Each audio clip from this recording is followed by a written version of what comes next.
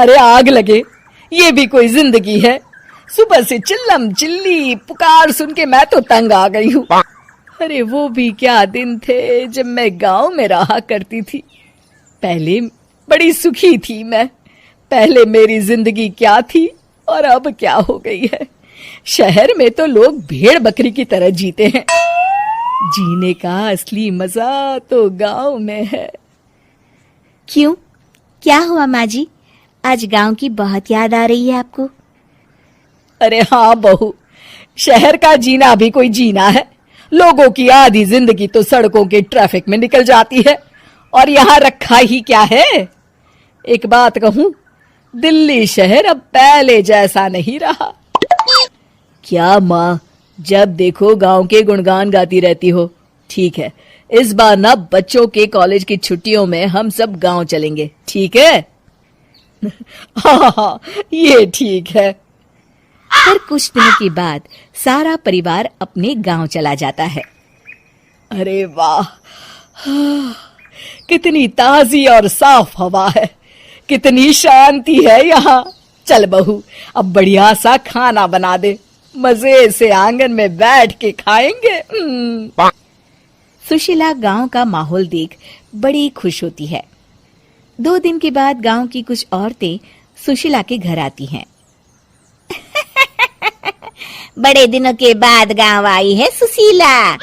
हमें तो लगा कि तू शहर जाके गांव को भूल गई। और बतिया, तेरी बहू कैसी है? जरा मिलवा तो उससे। अरे मेरी बहू तो लाखों में एक है। बड़ी किस्मत वाली हूँ मैं जो मुझे जानकी जैसी बहू मिली है। हमेशा मेरी सेवा में लगी रहती है और आज तक कभी पलटकर जवाब नहीं दिया उसने। सुशीला की बातें सुनकर सभी औरतें हंसने लगती है।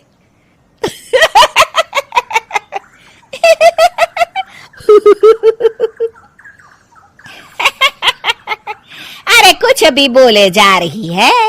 तबीयत तो ठीक है? तेरी बहू चांद से आई है क्या?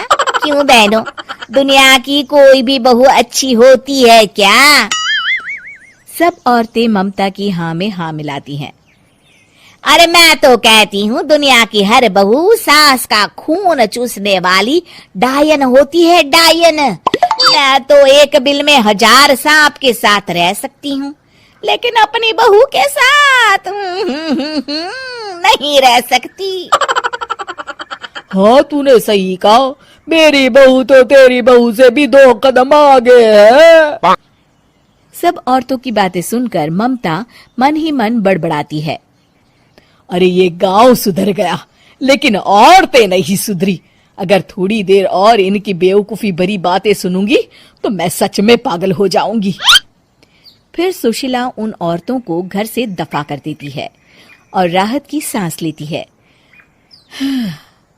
अरे बहू, जरा बाम लाके मेरे सर पर तो लगा दे।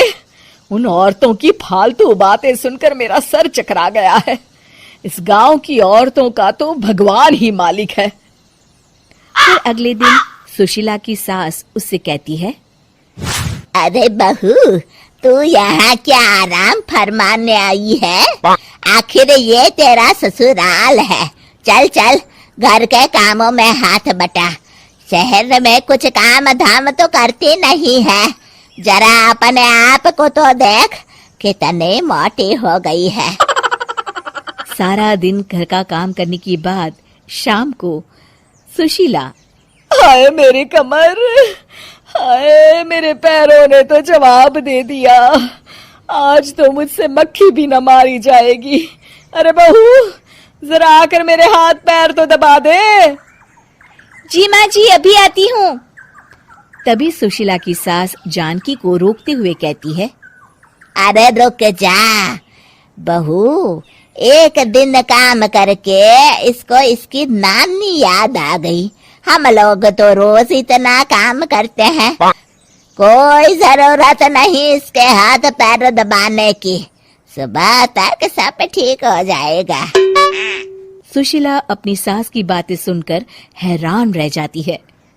इस तरह धीरे धीरे गांव आने के बाद सुशीला की परेशानी शुरू हो जाती है।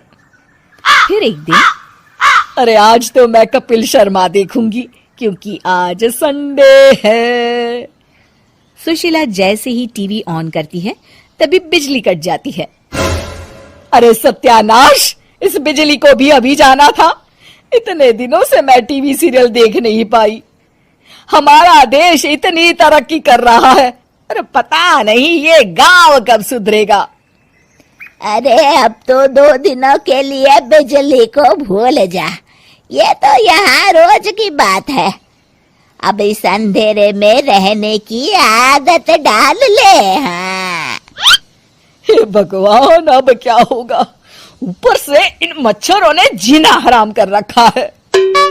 दूसरी तरफ घर के काम कर करके और बिना किसी सुविधा के सुशीला तंग आ जाती है और उसे शहरी जीवन याद आने लगता है।